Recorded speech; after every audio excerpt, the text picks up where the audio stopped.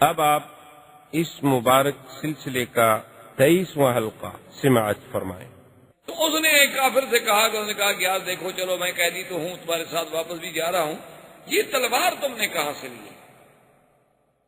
انہوں نے کہا کمال کرتے یار، ہم تو سردار لوگ ہیں، یہ تو بڑی قیمتی تھے۔ انہوں نے کہا واقعی میں نے اپنی زندگی میں ایسی اچھی تلوار کسی کے پاس نہیں دیکھی، تم ہو بڑے باذوق، کوئی معلوم ہوتا ہے کہ بڑے جنگجو اور بڑے شاہسوار آدمی ہو، تلوار کا رکھنا سمجھنا اور پھر اس کا لوا ایسا ہو، اس کی انداز ایسا ہو، ایسی تلوار میں نے آج تک کسی کے پاس نہیں دیکھی۔ تو اس نے کہا کہ ہاں نہیں، ایسی تلواریں بہت کم ہوتی ہیں اور میں نے اتنی بڑی قیمت کے ساتھ خریدی تھی۔ وہ باتوں میں آ گیا، باتوں میں آیا تو آپ نے کہا کہ یار یہ مجھے دکھا سکتے ہو، دیکھ سکتے ہو؟ میں کہتی ہوں کیا کروں؟ انہوں نے کہا وہ بات ہی نہیں، دیکھو انہوں نے کہا ہم دو ہیں، ہمارے ہاتھوں میں تلوار ہے، اس کا ایک ہاتھ ہم نے باندھا ہوا ہے، ایک ہاتھ ہے، کیا کرنے کا؟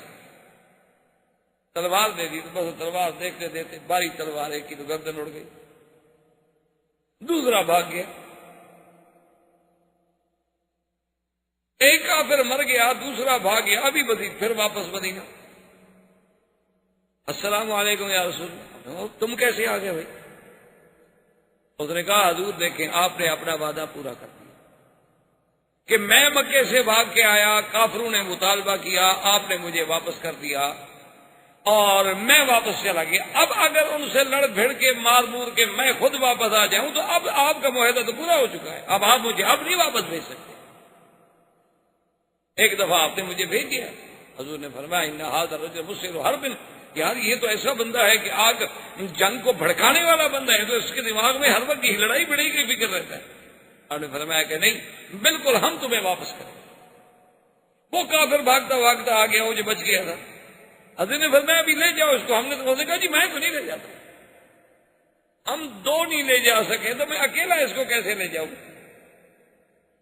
حضور نے فرمایا دیکھو ہم اپنے معاہدے پر پابند ہیں، آپ دو آئے مانگا ہم نے دے دیا، اب تم اکیلے ہو لے جاؤ، اگر تم پھر کوئی بندے لے کے آتے ہو پھر لے جاؤ، ہم اپنے معاہدے پر بہرحال پابند ہیں، ہم نے معاہدہ نہیں توڑا، اگر تم اپنے قیدی کی حفاظت نہ کر سکو تو اس کا ذمہ دار تو میں نہیں ہوں۔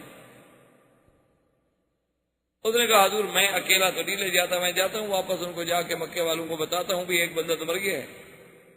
حضور نے فرمایا ابھی وسیع بات سنو، تم مدینے میں نہیں رہ سکتے۔ کہا کیوں یا رسول اللہ؟ کہا نہیں مدینے میں رہو گے وہ پھر مانگیں گے میں دے دوں گا، اگر تم بچنا چاہتے ہو تو پھر مدینے میں مت رہو، ہم سے نکل جاؤ، جب ہم سے مطالبہ کریں گے ہم کہہ سکتے ہیں ہمارے پاس ابو بصیر ہے ہی نہیں تو ہم کیسے دے دیں؟ تو انہوں نے کہا اچھا یا رسول اللہ اگر آپ یہی چاہتے ہیں تو السلام علیکم میں بھی جا رہا ہوں۔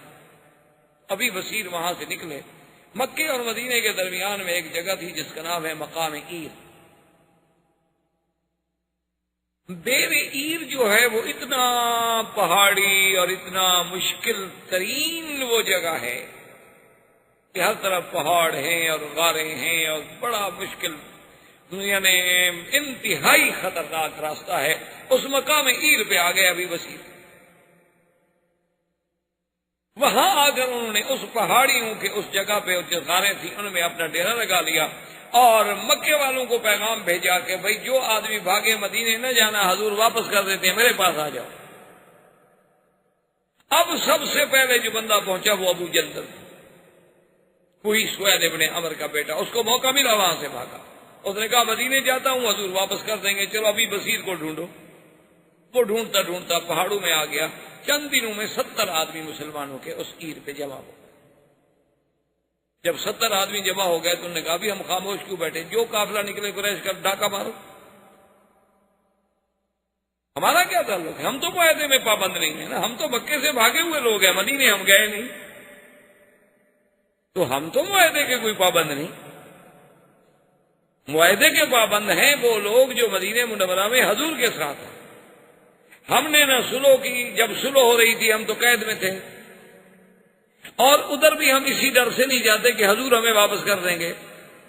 تو انہوں نے جناب اتنا کافروں کو ستایا نا جی کہ ابو سفیان وفد لے کے مکے سے خود مدینہ منورہ آیا اور اس نے کہا حضور وہ جو معاہدے میں سلو ہے نا کہ جو آدمی ہم سے بھاگ کے آئے ہم واپس دیں گے، ہم اس سلو کو خود ختم کرتے ہیں، مہربانی کریں اس کو کاٹ دیں، ہمیں نہیں چاہیے، جو آتا ہے مدینہ رہے آپ کو، کیونکہ آپ کے پاس ہوگا تو کم از کم آپ سنبھالیں گے تو صحیح نا اس کو۔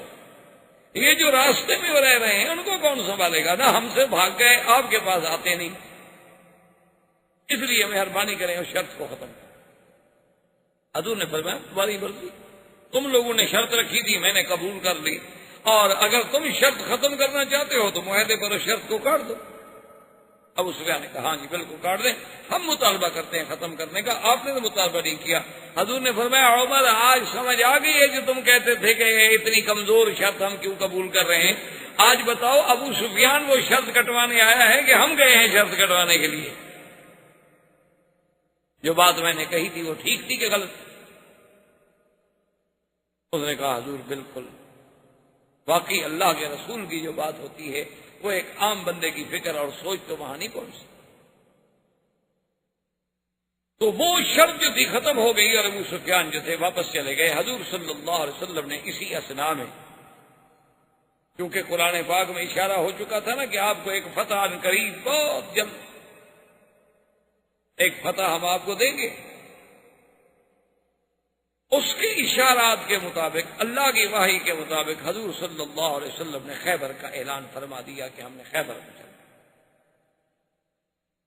اور یہ اول غزوۃ الذی ما ورا بها رسول اللہ، یہ پہلا غزوہ ہے جس میں حضور پاک نے اپنی بات کو چھپایا نہیں، ورنہ حضور صلی اللہ علیہ وسلم اگر کبھی غزوے پر تشریف لے جاتے تو کبھی صحابہ پہ ظاہر نہیں کرتے تھے کہ ہم نے کہاں جانا ہے۔ جانا مثلا مشرق میں ہوتا تھا تو کہتے تھے مغرب، اور مغرب میں ہوتا تھا تو مشرق۔ اصل بات واضح نہیں ہوتی تھی جب تک کہ سفر شروع نہ ہو، تاکہ دشمن تیار نہ ہو جائے۔ یہ پہلا موقع ہے غزوہ خیبر کا کہ حضور نے کہا سب کو بتا۔ حضور نے فرمایا کہ بالکل ہم نے خیبر جانا ہے۔ اور خیبر میں اصل وجہ کیا تھی؟ اصل قوت جو تھی نا کفر کی، وہ تو خیبر میں تھی، کیونکہ آپ سیرت رسول پاک صلی اللہ علیہ وسلم میں پڑھ چکے ہیں کہ حضور صلی اللہ علیہ وسلم نے بنی نظیر جو تھے ان کو اجازت دیتی تھی کہ سامان لے کے بس مدینے سے نکل جائے، وہ آ گئے تھے خیبر میں۔ بنی قریظہ جو تھے ان کے تو آدمی قتل کر دیے گئے، بنو نظیر جو تھے ان کو وہاں سے اجلا کیا گیا، یعنی نکالا گیا، جلا وطن کیا گیا، لیکن قتل نہیں کیا گیا، وہ اپنی پوری قوت لے کر خیبر گئے۔ اور بنی قینقاع یہ بھی قبیلہ ہے یہود کا، اس کے لوگ جو تھے وہ مدینے میں رہ گئے، کیونکہ حضور نے عبداللہ ابن ابی کو دے دیا کہ تمہارے حلیف ہیں تو چلو ہم ان کو چھٹی دیتے ہیں، کچھ نہیں کہتے، وہ مدینے میں رہ گئے۔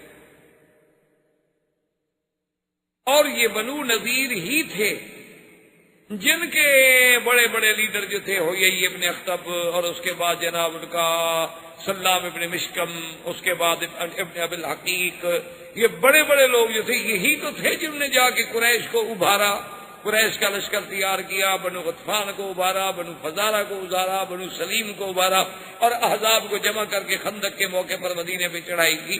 اس کا اصل سبب تو یہ بنو نذیر تھے، خیبر والے۔ تو حضور صلی اللہ علیہ وسلم نے حکم دیا کہ ہم نے خیبر کیا، اور ساتھ اللہ کے نبی نے ایک حکم جاری فرمایا کہ لا یخرج معنا الا من خرج معنا فی الحدیبیہ، کہ خیبر کے لیے صرف ہمارے ساتھ وہ لوگ جائیں گے جو حدیبیہ میں ساتھ، اس کے علاوہ اور نہیں۔ کیوں؟ حدیبیہ میں گئے، عمرہ نہ ہوا، واپس آ گئے، تو حضور پاک یہ چاہتے تھے کہ اب جو اللہ غنیمت دے، فتح دے، تو انہی لوگوں کو دے، کیونکہ وہ اتنا مشقت کا سفر کر چکے۔ اب جناب اعراب آ گئے، وہ جو ظاہر میں اسلام اور اندر میں کفر رکھتے تھے اعراب۔ وَمِمَّنْ حَوْلَكُمْ مِنَ الْأَعْرَابِ مُنَافِقُونَ وَمِنْ أَهْلِ الْمَدِينَةِ مَرَدُوا عَلَى النِّفَاقِ لَا تَعْلَمُهُمْ نَحْنُ نَعْلَمُهُمْ سَنُعَذِّبُهُم مَّرَّتَيْنِ ثُمَّ يُرَدُّونَ إِلَىٰ عَذَابٍ عَظِيمٍ۔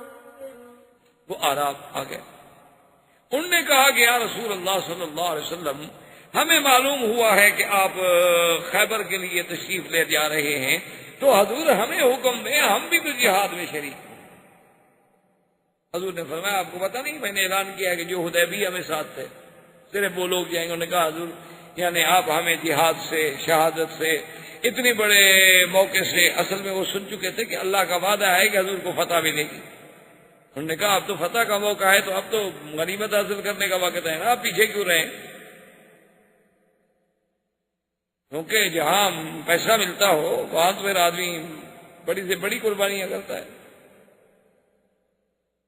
حضرت احتشام الحق رحمۃ اللہ علیہ کبھی کبھی بطور لطیفہ سنایا کرتے تھے. وہ کہتے کہ یہ ہمارے بعض کاروباری لوگ جیسے میمن ہوتے ہیں, کاٹھیا واڑی ہوتے ہیں, چنیوٹ کے شیخ ہوتے ہیں, بوہری ہوتے ہیں, بڑے کاروباری بزنس مین لوگ ہوتے ہیں کہ تو خون میں کاروبار ہوتا ہے نا. تو انہوں نے کہا کہ لطیفے کے طور پہ کہ ان کا ایک آدمی مر گیا, اللہ کے دربار میں پیشی ہوئی تو ملائکہ نے کہا حضور اللہ میاں اس کے تو نیکیاں اور گناہ برابر ہو گئے, اب نیکیاں زیادہ ہوتی تو جنت میں جاتا, گناہ زیادہ ہوتے تو جہنم میں جاتا, اب یہ کہاں جائے, یہ تو برابر ہو گئے. تو اس نے ملائکہ نے جب عرض کیا اللہ نے فرمایا اچھا اس سے پوچھو یہ کیا چاہتا ہے کہ بھائی تمہاری گناہ اور نیکیاں برابر ہوں گی. قاعدہ یہ ہے کہ نیکیاں زیادہ جنت, گناہ زیادہ تو جہنم. اب ہو گیا معاملہ تمہارا برابر, اب بتاؤ تم کیا چاہتے ہو؟ نے کہا اللہ میاں جہاں 2 ٹکے کا فائدہ ہو وہاں بھیج دیجیے. اصل بات تو صرف یہ ہے کہ جہاں 2 ٹکے کا فائدہ ہو ہمیں وہاں بھیج, ہمیں جنت جہنم سے کوئی مسئلہ نہیں. جیسے ہمارے ارائی ہوتے ہیں, ارائی برادری ہے نا, ارائی جو کہلاتے ہیں, وہ بھی کہا کرتے ہیں, چودھری محمد علی وزیر اعظم جو ہوتے تھے وہ کہتے ہیں ہماری قوم ایسی ہے کہ نعوذ باللہ ثم نعوذ باللہ, اللہ میاں اگر ان کو جہنم بھیجنے کا فیصلہ کرتے ہیں تو وہ کہیں گے اللہ میاں ہم پانی کا انتظام کر دیں, باقی جہنم میں بھی ہم کھیتی باڑی کر لیں گے, آپ صرف پانی کا بندوبست کرتے ہیں, پانی مل جائے تو پھر زمین بنانے کے ہم ماہر ہیں. تو بہرحال کہنے کا مقصد یہ تھا کہ اب چونکہ ذاتی لالچ, انہوں نے کہا حضور مہربانی کریں ہمیں تو جہاد سے محروم نہ کریں. حضور نے فرمایا اچھا ایک فیصلہ, اگر آپ لوگوں کو واقعی جذبہ جہاد ہے اور شوق شہادت ہے تو آپ جا سکتے ہیں خیبر ہمارے ساتھ, لیکن جو غنیمت کا مال ہوگا وہ تمہیں نہیں ملے گا, وہ صرف ان کو ملے گا جو حدیبیہ میں سے. انہوں نے کہا اچھا اچھی بات ہے جی, پھر سوچتے ہیں, کیونکہ اب تمہارے غنیمت نہیں ملا, اب کیسے جائیں؟ اب جناب ختم ہو گئے. اب حضور صلی اللہ علیہ وسلم نے خیبر کے لیے تیاری فرمائی تو پورے اپنے اسی لشکر کو ساتھ لیا جو لشکر آپ کے ساتھ حدیبیہ میں تھا. صرف روایات میں آتا ہے کہ 5 آدمی پیچھے رہ گئے جو بیمار, وہ واقعتاً معذور تھا, وہ نہ جا سکے. حضور صلی اللہ علیہ وسلم نے جب یہاں سے اپنے سفر کا ارادہ کیا تو یہ سفر محرم میں شروع ہوا 7 ہجری, لیکن محرم کے مہینے میں جنگ نہیں ہو سکتی کیونکہ محرم کا مہینہ جو ہے وہ اشہر حرم میں تھا جس میں جنگ کرنا منع ہے. لیکن حضور کا مقصد یہ تھا کہ کیونکہ ایک تو سفر ہے اور پھر اونٹوں کا سفر ہے, کوئی کار پہ یا ہوائی جہاز پہ تو جانا نہیں ہے, تو لہذا یہ ہے کہ اتنے وقت تک ہم استعداد پیدا کریں گے, لیکن لڑائی تو سفر میں ہوگی, لڑائی تو محرم میں نہیں ہوگی. اور بنی قینقاع جو تھے وہ جو یہودیوں کا ایک چھوٹا سا قبیلہ رہ گیا تھا مدینہ منورہ میں, ان کو جب پتہ چلا کہ حضور پاک تو خیبر کے لیے جا رہے ہیں تو ان بدبختوں نے فوراً ایک آدمی بھیجا خیبر کہ تم تیار ہو جاؤ, اللہ کے نبی آ رہے ہیں. ان کا آدمی تو پکڑا گیا. عبداللہ ابن ابی ابن سلول جو رئیس المنافقین تھا, اس نے بنی اشجع کے ایک آدمی کو بھیجا, وہ پہنچ گیا, اس نے جا کے خیبر اطلاع کر دی کہ اللہ کے نبی آ رہے ہیں, تیار ہو جاؤ. اب انہوں نے بڑے بڑے لوگوں کو اکٹھا کیا کہ ہم کیا کریں. سنا یہ ہے کہ مدینہ منورہ سے حضور صلی اللہ علیہ وسلم آنے والے ہیں, سفر شروع ہو گیا ہے, تو اب ہمارے سامنے 2 راستے. ایک راستہ تو یہ ہے کہ ہم اپنے قلعوں کے اندر بند ہو جائیں اور مقابلہ کریں, ہم تو اپنے گھر میں بیٹھے ہوئے. اور ان کے بڑے بڑے قلعے تھے, جو 6 قلعے جو ہیں وہ تو بہت معروف تھے, لیکن اس کے علاوہ بھی اور قلعے تھے, لیکن یہ 6 قلعے جو ہیں تو بہت بڑے بڑے قلعے, بہت ان کی عظیم دیواریں تھیں, اوپر مورچے لگے ہوئے تھے اور بالکل محفوظ تھے کہ اندر بیٹھ کے آپ فائر کر سکتے ہیں, آپ تیر چلا سکتے ہیں, آپ نیزہ پھینک سکتے ہیں. نیچے والا آدمی تو اتنی اونچی نہیں مار سکتا. تو سلام ابن مشکم نے اور کچھ یہودیوں نے کہا، انہوں نے کہا کہ بات سنو، ہماری رائے یہ ہے کہ بجائے اس کے کہ حضور صلی اللہ علیہ وسلم کا لشکر آ کر ہمارا محاصرہ کر لے، ہم خود نکل کے حملہ کریں۔ ہمارے پاس طاقت ہے اور ہمیں پتہ لگا ہے کہ حضور کے ساتھ وہی 1400 آدمی ہیں صرف۔ اور ایک روایت میں ہے کہ سلام ابن مشکم جو یہودی تھا ان کا، اس نے کہا کہ بات سنو، میں نے جو اپنے علم کے ساتھ پڑھا ہے اور کچھ میں نے خواب دیکھا ہے اور کچھ میں نے اپنا حساب کتاب لگایا ہے، مجھے یہ خبر ملی ہے کہ یہود جو ہیں 2 مقام پہ ذبح ہوں گے، ایک دفعہ مدینے میں اور ایک دفعہ خیبر میں۔ مدینے میں تو ہم ہو چکے، بنی قریظہ 700 مقاتل ذبح کر دیا گیا، اور اب ہی معلوم ہوتا ہے کہ ہمارا خیبر والا نمبر بھی آ رہا ہے۔ اس لیے بہتر یہی ہے کہ ہم ہجوم لڑیں، مقابلہ کہ مرنا ہی ہے تو میری عزت سے تمہارے۔ انہوں نے کہا اچھا اسی رائے پر غور کریں، ابھی تو بہرحال ان کو پہنچنے میں بھی 10-15 دن تو پہنچنے میں لگ جائیں گے، قافلہ چلتا ہے آہستہ آہستہ۔ انہوں نے اپنا آدمی بھیجا بنی غطفان قبیلے کے پاس، عیینہ ابن حصن کے پاس کہ بھی تم ہماری مدد کے لیے آؤ، اور بنی غطفان جو تھے ان کے پاس 4000 آدمی تھا لڑاکا۔ اچھا یہ عیینہ ابن حصن جو ہے اس کو حضور فرماتے تھے احمق المطاع، کہ یہ ہے تو بڑا احمق لیکن اپنی برادری میں اس کی بات مانی جاتی ہے ایسا آدمی کہ اس کے کہنے سے 4000 آدمی مرنے مارنے کے لیے تیار ہو جاتے ہیں، کہ خود احمق ہے، کوئی اچھی بات سوچ نہیں سکتا۔ اس کو جب پتا چلا تو اس نے کہا کہ ٹھیک ہے، یہودیوں کو خبر بھیجی کہ چونکہ آپ ہمارے حلیف ہیں، ہم تمہارے حلیف ہیں، تمہارے اوپر اگر چڑھائی ہوگی تو ہم آ رہے ہیں۔ حضور صلی اللہ علیہ وسلم کو پتا چلا کہ اب یہ حالت تو بڑی مشکل ہو گئی ہے کہ آگے ہم جا رہے ہیں تو آگے تو لشکر ہوگا اپنا یہودیوں کا، اور غطفان پیچھے چلیں گے، اس کا مطلب ہے کہ ہم تو 2 لشکروں کے درمیان میں آ جائیں گے، پیچھے سے بنو غطفان کا 4000 لڑاکا اور آگے یہود۔ حضور صلی اللہ علیہ وسلم نے فرمایا اپنے صحابہ میں سے کون ہے جو مجھے یہ بتلائے کہ ہم چاہتے ہیں کہ شرق شمال کی طرف سے ہم حملہ کریں خیبر پہ،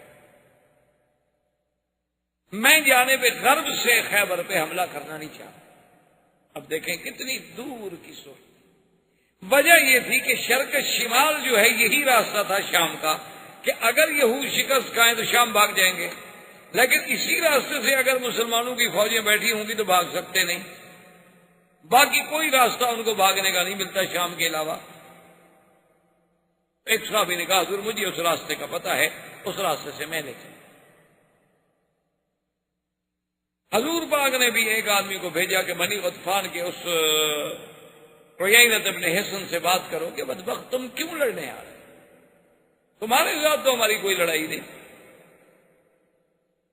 اور تم ہمارے ساتھ معاہدہ کر لو، ہم جو خیبر کے پھل آئیں گے نا، آدھا پھل تمہیں دینے کے لیے تیار ہے، تم اپنے قبیلے کی فوجیں واپس لے کے جاؤ، ہمارے پیچھے نہ آؤ۔ اس کو کہا گیا، بہرحال قصہ مختصر کہ اس نے کوئی بات نہ مانی۔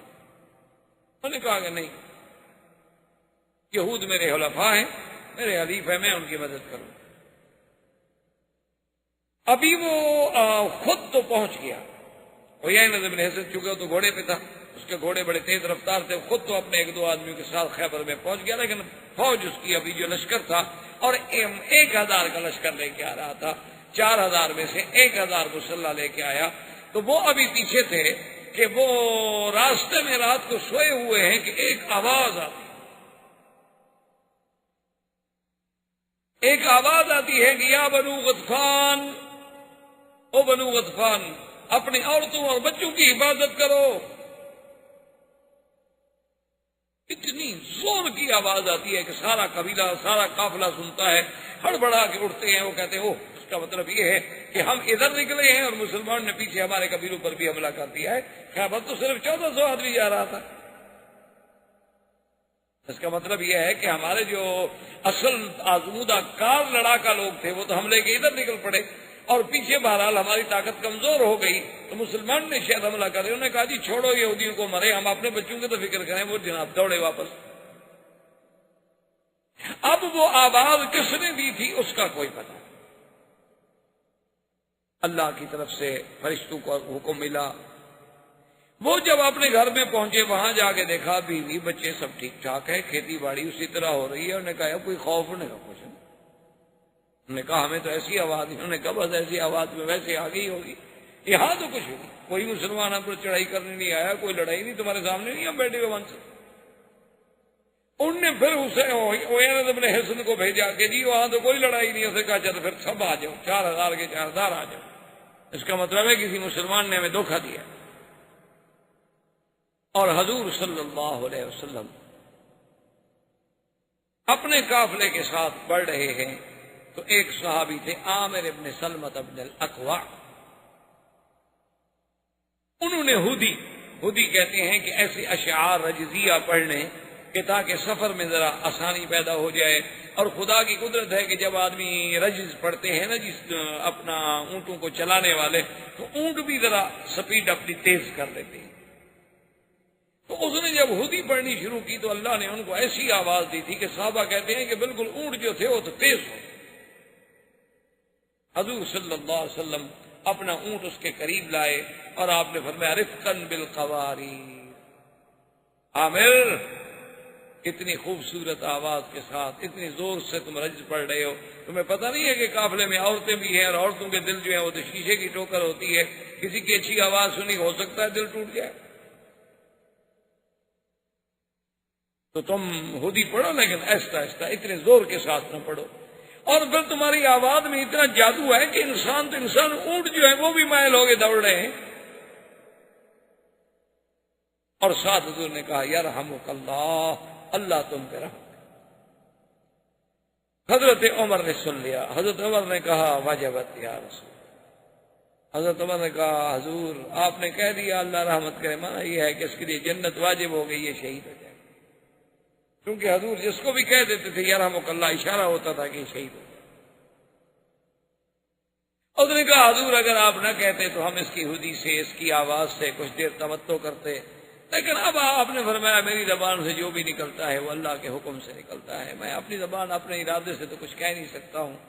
تو خدا کی شان دیکھیں کہ جیسے حضور مبارک کے لفظ مبارک نکلے تھے سب سے پہلے شخص شہید ہونے والوں میں ہی عامر ابن سلمۃ ابن الاکوع۔ سلمۃ ابن الاکوع وہ ہیں کہ حدیبیہ میں جن سے حضور نے 2 دفعہ بیعت کی، یعنی ایک دفعہ وہ بیعت کر گئے، حضور نے پھر بلایا کہ سلمہ بیعت کر دے گا، حضور بایا تو حضور میں تو بیعت کر چکا ہوں، حضور فرمایا پھر بیعت۔ کیونکہ سلمۃ ابن الاکوع اتنا اللہ نے ماشاءاللہ قوت والا انسان بنائے تھے، یہ اتنی تیز رفتار آدمی تھا کہ ایک دفعہ قریش نے گھوڑے سوار ہو کے، گھوڑوں پہ سوار انہیں مقابلہ کیا لیکن یہ پیدل بھاگ گئے ان سے، یعنی گھوڑے نہیں پکڑ سکے، اتنا تیز چلنے والا آدمی۔ بھی ان کے بیٹے تھے عامر ابن سلمۃ ابن الاکوع۔ اب اسی سے اندازہ کریں کہ لشکر صحابہ کا ہو، سرکار دو جہاں قیادت کر رہی ہوں، اور ہودی رجز پڑھنے والا بھی صحابی ہو، کوئی وہاں آلات موسیقی بھی نہیں ہیں، لیکن اس میں بھی حضور کہیں کہ عورتوں کے دل پہ چوٹ لگ سکتی ہے۔ اور یہاں تو ہمارے گھروں میں تو میرے خیال میں ہر وقت گانا ہی صرف عورتوں کے لیے ہوتا ہے، جی گھر میں بیٹھی ہیں بیچاری اکیلی کیا کریں، ہم تو جی ڈپٹی پہ چلے گئے نا، وہ اکیلے جو بیچاری بیٹھی ہے آخر اس کے لیے بھی کوئی مشغولیت، کوئی مصروفیت، کیونکہ وہ تلاوت قرآن تو مشغولیت بن نہیں سکتی، حدیث کا مطالعہ بھی مشغولیت نہیں بن سکتی۔ سونا عورت کے لیے بہت مشکل ہے، اس کو بولنے کی عادت ہوتی ہے، اس نے بولنا تو ہے نا، آخر کوئی تو بولے، کوئی نہ بھی بولے تو کم از کم شیشے کے سامنے کھڑی ہو کے بھی بولتی رہے گی، کیونکہ اس نے تو کیا کرے آخر۔ تو جب یہ عالم ہو تو خود اندازہ لگا لیں کہ ہمارے اس غنا کا اور گانے کا کیا اثر ہوتا ہے معاشرے پر، اور ہمارا اب معاشرہ جو ہے وہ کہاں جا رہا ہے، اس کو اب آپ خود سوچیں۔ تو حضور صلی اللہ علیہ وسلم کا لشکر جب خیبر کے قریب آیا تو صحابہ نے اللہ اکبر اللہ اکبر اللہ اکبر لا الہ الا اللہ، تحلیل، تکبیر، تسبیح۔ حضور نے فرمایا کیوں اتنے زور سے، انکم لا تدعون صما ولا غائبا، تم کو اس رب کو پکار رہے ہو جو غائب ہے، سنتا نہیں ہے۔ اتنا زور زور سے کیوں پکار رہے استغفر؟ تو حضور صلی اللہ علیہ وسلم تکبیر و تحلیل کے اس ذوق میں، اچھا خدا کی شان دیکھیں کہ کو یہودیوں نے فیصلہ کر لیا ابھی قلعہ بند ہو گیا، یہودی سب قلعہ بند، اور انہوں نے کچھ گھوڑے سوار رکھے تھے جو صبح جائیں نکلیں اور پتہ لگائیں کہ قافلہ حضور صلی اللہ علیہ وسلم کا آیا ہے کہ نہیں آیا۔ پہلے گھوڑے والے جاتے تھے اور اس کے بعد جو ہیں پھر وہ مزارے جو زمین میں کام کرتے ہیں، کھیتوں میں باغوں میں، وہ جاتے تھے۔ اللہ کی شان دیکھیں، جس رات حضور نے داخل ہونا ہے وہ گھوڑے والے بھی سو گئے، مزارے بھی سو گئے۔ صبح جب آنکھ کھلی تو دھوپ نکل آئی تھی، انہوں نے کہا یہ کیا ہو گیا؟ انہوں نے کہا بس آنکھ نہیں کھلی۔ انہوں نے مزیروں سے کہا بھی اب تو کافی دن چڑھ گیا ہے، اب تو نگرانی کرنے کی ضرورت نہیں، آپ چلے جائیں۔ تو اسی رات میں اللہ کے نبی داخل، بات زندگی باقی تو بات باقی انشاءاللہ۔ برادران اسلام، واجب الاحترام بزرگوں، دوستوں، بھائیوں، عزیز نوجوانوں،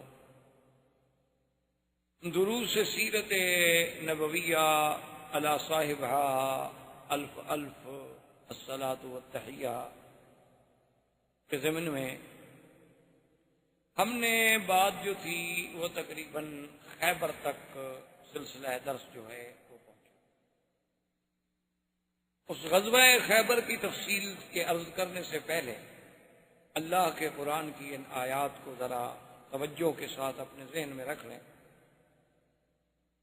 کیونکہ دراصل سیرت نبوی جو ہے، جیسا کہ سیدہ عائشہ صدیقہ رضی اللہ تعالی عنہا کا فرمان ہے کہ جب حضور صلی اللہ علیہ وسلم کی سیرت، آپ کے اخلاق، آپ کے خلق کے بارے میں بی بی عائشہ سے پوچھا گیا تو بی بی عائشہ صدیقہ نے ایک جملے میں سرکار دو جہاں کی سیرت بیان فرمائی۔ یعنی آپ حیران ہوں گے کہ اللہ نے سیدہ عائشہ صدیقہ رضی اللہ تعالی عنہ کو کتنا علم کے اندر گہرائی اور گہرائی عطا فرمائی تھی کہ ایک جملہ اور اسی میں ساری سیرت بیان کی۔ بی بی عائشہ نے فرمایا کان خلقہ القرآن، اگر میرے محبوب کی سیرت دیکھنی ہے تو پھر قرآن دیکھ لو، یعنی جو قرآن میں ہے اس کا اگر عملی نمونہ دیکھنا ہے تو وہ محمد مصطفیٰ صلی اللہ علیہ وسلم۔ تو اصل دروس سیرت کا مقصد ہی یہ ہوتا ہے کہ ہمیں اللہ کے قرآن کی سمجھ آئے اور حضور صلی اللہ علیہ وسلم کی سیرت کا ہر پہلو جو ہے وہ قیامت تک کے لیے ہمارے لیے باعث اتباع ہے، اور ہم اس سے سیکھیں کہ سرکار دو جہاں کا صلح میں کیا کردار تھا، جنگ میں کیا کردار تھا، آپ کا محبت میں کیا کردار تھا، غصے میں کیا کردار تھا، سفر میں آپ کا کیا عمل تھا، حضر میں آپ کا کیا عمل تھا، اصحاب کے ساتھ کیا محبت تھی، اعداء کے ساتھ معاملہ کیسے تھا، امانت، صداقت، دیانت، وفا، شجاعت، ہر پہلو جو ہے بندے کی نظر میں، اور وہ پہلو صرف نظر میں نہ آئے بلکہ حضور کی سیرت کو وہ اپنے لیے مقتدا سمجھے کہ مجھے بھی اللہ تبارک و تعالیٰ ان حالات میں اس کے مطابق عمل کرنے کی توفیق۔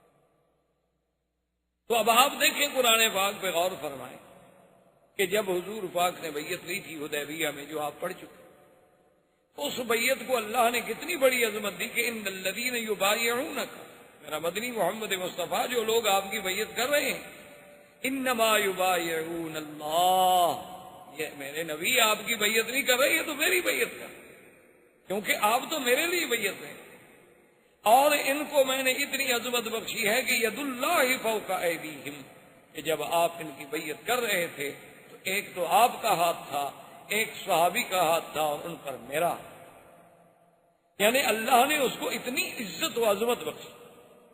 اسی لیے اب حضور صلی اللہ علیہ وسلم نے جب غزوہ خیبر کے لیے تیاری کی تو آپ نے فرمایا کہ غزوہ خیبر میں صرف وہ لوگ میرے ساتھ جائیں گے جو حدیبیہ، اب جو لوگ حدیبیہ میں نہیں آئے تھے، جو اعراب رہ گئے تھے، ان کو پتا تھا کہ 1400 آدمی ہیں اور کوئی تیاری نہیں ہے اور مکہ جا رہے ہیں اور دشمن نے ان کو واپس تھوڑے آنے دینا ہے، تو ڈر کے مارے نہیں آئے تھے۔ اب جب پتہ لگا کہ حضور خیبر جا رہے ہیں اور ان کو یہ بھی سنائی، خبر دے گئی کہ اللہ نے نبی سے خیبر کے فتح ہونے کا وعدہ بھی کر لیا ہے، اللہ نے قرآن میں کہہ دیا ہے وَأَصَابَكُمْ فَتْحًا قَرِيبًا، ہم ایک بہت جلد آپ کو فتح نصیب کریں گے، تو اب وہ بھی آ گئے.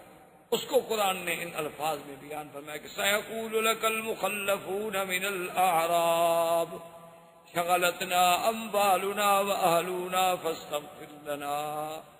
اب جو اعراب تھے پیچھے رہنے والے وہ آ گئے. انہوں نے کہا حضور ہمیں تو بچوں نے اور گھر کے معاملات نے اور حالات نے اور اشغال نے اتنا مجبور کر دیا تھا کہ حضور ہم پیچھے رہنا تو نہیں چاہتے تھے, ہم تو تڑپتے رہے, بس مجبور ہو گئے, غلطی ہو گئی, بس آپ اللہ سے ہمارے لیے بخشش مانگیں.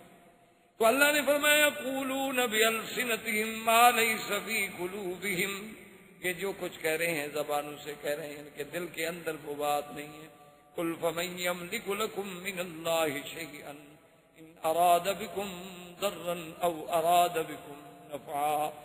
میرے مدنی پاک آپ ان کو کہہ دیں کہ اللہ کے سوا پھر کون تمہارا مالک ہے اگر وہ تمہیں نفع دینا چاہے یا نقصان دینا چاہے. بل کان اللہ بما تعملون خبیرا, بلکہ اللہ تبارک و تعالیٰ جو کچھ تم کر رہے ہو اس کو جاننے والے ہیں, دیکھنے والے ہیں. اللہ کے آگے تو کوئی چیز چھپی ہوئی نہیں ہے. بل ظننتم ان لن ينقلب الرسول والمؤمنون الى اهلهم ابدا وزين ذلك في قلوبكم وظننتم ظن السوء وكنتم قوما بورا. اللہ نے فرمایا میرا نبی آپ ان کو کہہ دیں کہ تم لوگوں کا تو خیال یہ تھا کہ اب اللہ کا رسول پھر کبھی واپس نہیں آئیں گے مدینہ منورہ, ان کو تو مکے والے وہیں فنا کر دیں گے, وہیں قتل کر دیں گے. یہ جو تم نے برے برے خیال باندھے تھے, حالانکہ تم قوم خود ہو ہلاکت والی. وَمَن لَّمْ يُؤْمِن بِاللَّهِ وَرَسُولِهِ فَإِنَّا أَعْتَدْنَا لِلْكَافِرِينَ سَعِيرًا.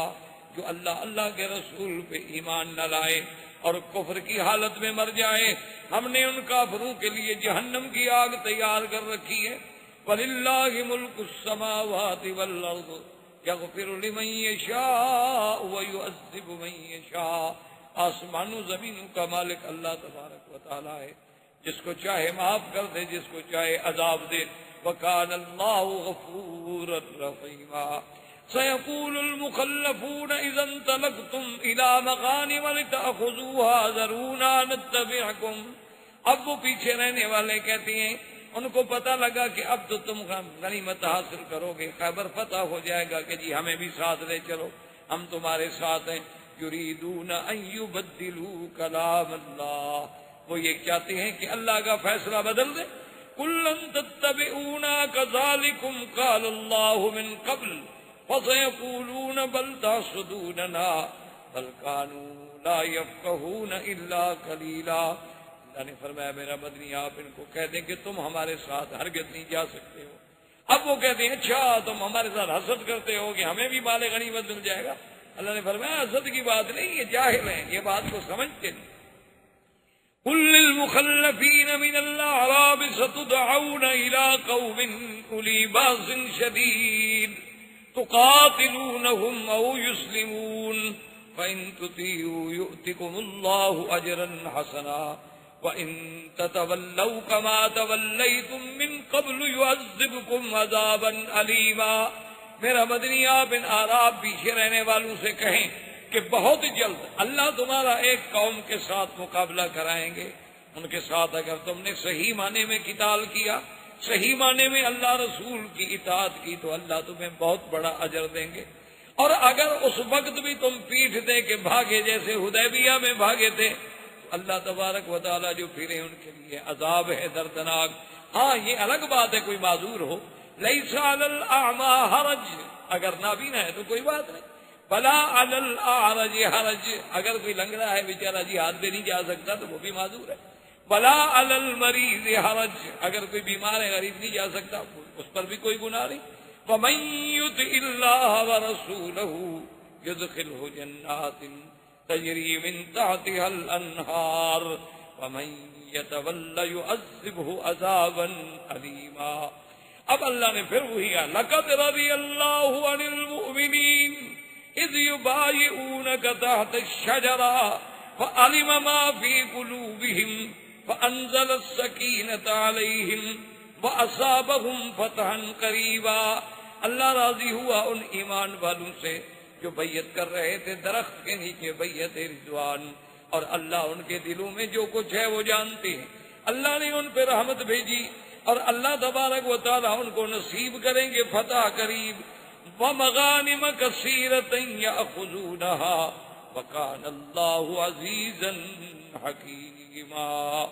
اور اللہ نے یہ بھی فرما دیا کہ اس کے علاوہ بھی ہم تمہیں اور بھی غنیمتیں عطا فرمائیں گے. وعدکم اللہ مغانم کثیرۃ تاخذونها وعجل لکم هذه. البتہ یہ غنیمت اللہ نے جلدی تمہارے لیے مقرر کر دی.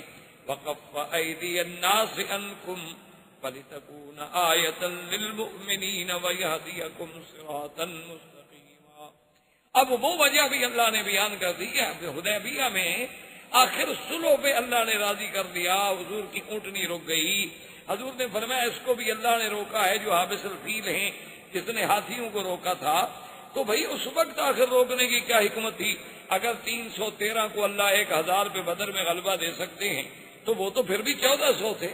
اس وقت بھی اگر اللہ فرشتے اتار دیتے, لڑائی ہو جاتی, اللہ اپنے نبی کی مدد فرما دیتے, لیکن اس وقت لڑائی نہیں کرنے دی, صلح ہو گئی. وجہ کیا تھی وہ بھی بیان کر دی. اللہ نے فرمایا هم الذین کفروا وصدوکم عن المسجد الحرام. وہ کافر جنہوں نے تمہیں مسجد الحرام سے روکا. والہدی معکوفا ان یبلغ محلہ, جبکہ قربانی کے جانور بندے ہوئے تھے کہ اپنے حرم میں جا کے ذبح ہو جائیں. اللہ نے فرمایا ولولا رجال مؤمنون ونساء مؤمنات لم تعلموهم ان تطؤوهم فتصيبكم منهم معرة بغير علم ليدخل الله في رحمته من يشاء لو تزيلوا لعذبنا الذين كفروا منهم عذابا أليما. اللہ نے فرمایا میرا مدنی اپنے صحابہ کو بتا دیں کہ اگر مکے میں مرد مسلمان اور عورتیں جن کا ایمان چھپا ہوا تھا اور تمہیں ان کا پتہ بھی نہیں تھا کہ کون مسلمان ہے اور کون کافر ہے, اگر وہ جنگ ہو جاتی اور وہ مسلمان تمہارے ہاتھوں سے مارے جاتے تو ساری زندگی تانا ملتا کہ مسلمان تو اپنوں کو بھی مار دیتے, یہ تو کلمہ پڑھنے والوں کو بھی قتل کر دیتے ہیں. اس وقت ہماری حکمت تھی کہ ہم نے تمہیں جنگ سے روک دیا, سلو کر دی. اور میں نے جیسے عرض کیا تھا کہ آپ اندازہ کریں کہ 13 سال نہیں بلکہ 19 سال میں اسلام اتنا نہ پھیلا جتنا حدیبیہ کی صلح کے بعد پھیلا. یعنی 19 سال میں تو 3000 آدمی مسلمان ہوتا ہے, صرف 2 سال صلح کے بعد 10,000 آدمی حضور صلی اللہ علیہ وسلم کے ساتھ فتح مکہ پہ جاتا ہے. تو یہ اس فتح کا مقام تھا. اب جب حضور نے خیبر کی تیاری کی, حضور نے فرمایا کہ اس میں صرف وہ لوگ شریک ہوں گے جو حدیبیہ میں شریک ہوں. اب اعراب نے زور لگایا کہ نہیں جی ہم بھی جاتے. حضور نے فرمایا کہ اچھا اگر تمہارا جذبہ جہاد اتنا صادق ہے تو پھر تم ہمارے ساتھ چلو, تمہیں چلنے کی اجازت ہے. لیکن اگر اللہ نے مہربانی کی, جو اللہ کا وعدہ ہے وہ سچا ہوگا اور خیبر فتح ہو گیا, اللہ نے ہمیں غنیمت دی, تو ہم مال غنیمت سے تمہیں کچھ نہیں دیں, بس تم ثواب حاصل کرو, شہادت حاصل کرو. اب جناب وہ پیچھے ہٹ گئے, وہ تو جا ہی غنیمت لینے کے لیے رہتے, وہ لڑنے کے لیے تو نہیں جا رہے. حضور صلی اللہ علیہ وسلم نے لشکر چلایا اور بڑی مشقت کا سفر کرتے کرتے کرتے حضور صلی اللہ علیہ وسلم کا لشکر جو ہے وہ خیبر پہنچا. اور اس معاملے میں حضور صلی اللہ علیہ وسلم نے ہراساں جو تھی یعنی لشکر کی حفاظت, یہ ذمہ داری سیدنا عمر رضی اللہ تعالی عنہ کے سپرد کی. اور تموین جو تھی کہ بھی لشکر کی خوراک غذا تاکہ وقت پر ان کو چیز ملے, یہ ذمہ داری حضرت عثمان رضی اللہ تعالی عنہ کو سپرد کی. اب آپ اس بات کو سامنے رکھیں کہ خیبر جو ہے یہ اس زمانے میں بھی اور اب بھی یعنی جزیرہ عرب میں تقریباً سب سے آباد ترین خطہ جو ہے وہ خیبر, اس میں بڑے آباد زمینیں تھیں, بڑے چشمے تھے, باغات تھے. اور یہودی جب مدینے سے اجلا ہوئے تھے تو ان سب لوگوں نے بھی اسی خیبر کو اپنا مستقر بنایا. اب خیبر جو ہے وہ 2 حصوں میں, ایک حصے کو کہتے ہیں نطاق اور ایک حصے کو کہتے ہیں شق.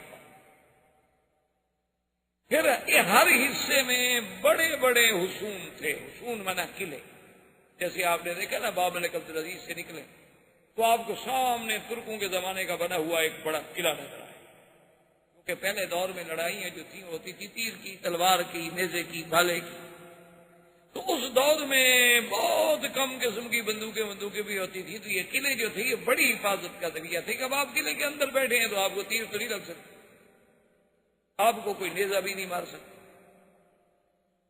اور آپ اس سوراخ سے دیکھ رہے ہیں اور وہیں سے بیٹھ کے آپ تیر مار سکتے۔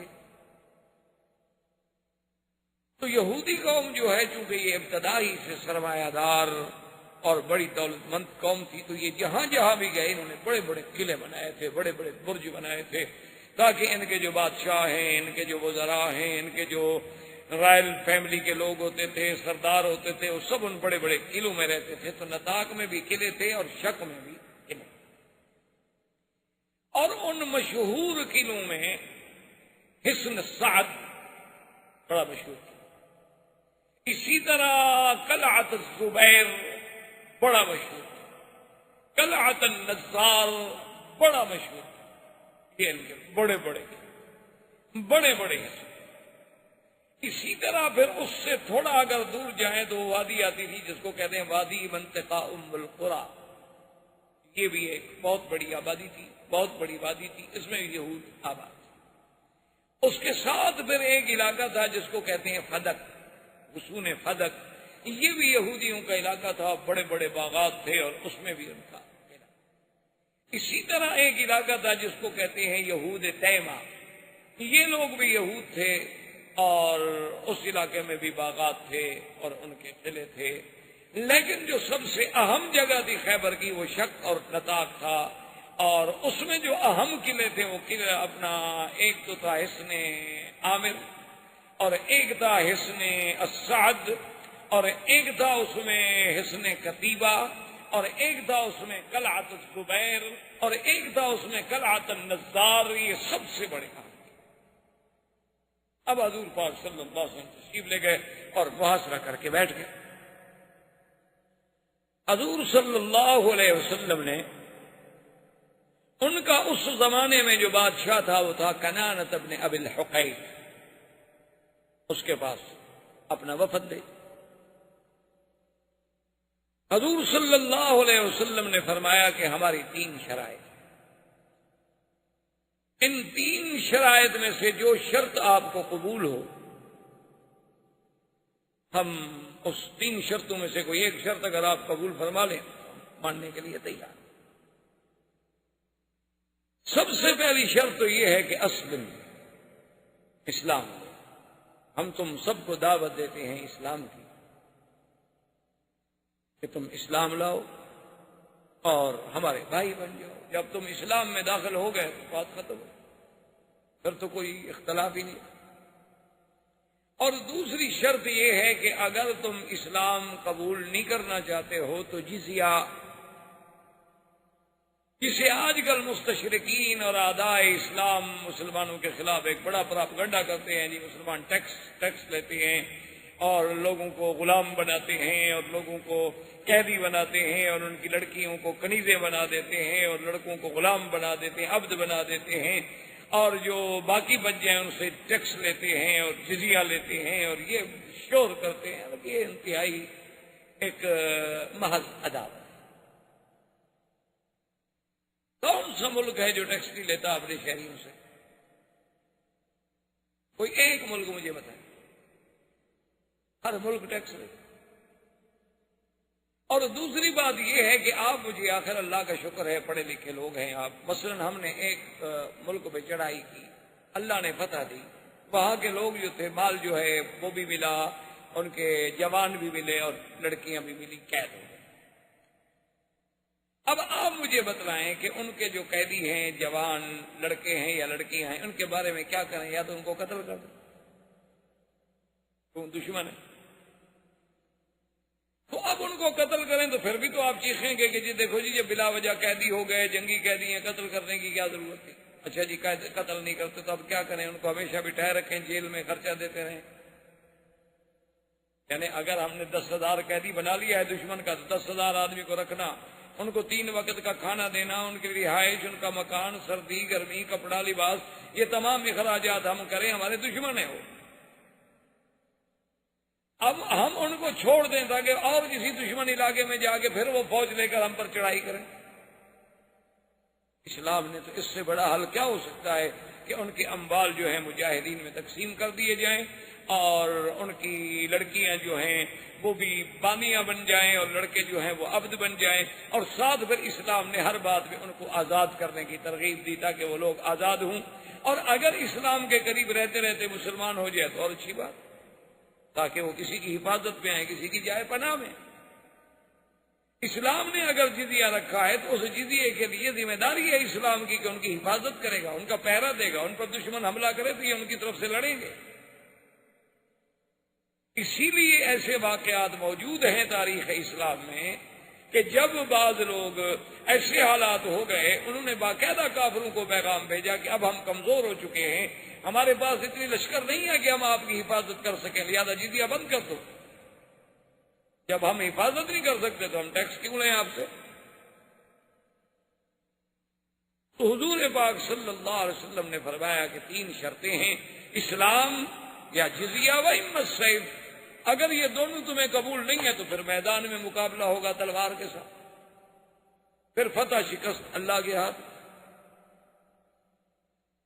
انہوں نے کہا، کافروں نے، یہودیوں نے، انہوں نے کہا کہ جی ٹھیک ہے، آپ کی باتیں ہمیں پہنچ گئی ہیں، ہمیں بھی ٹائم دیں، ہم غور کریں۔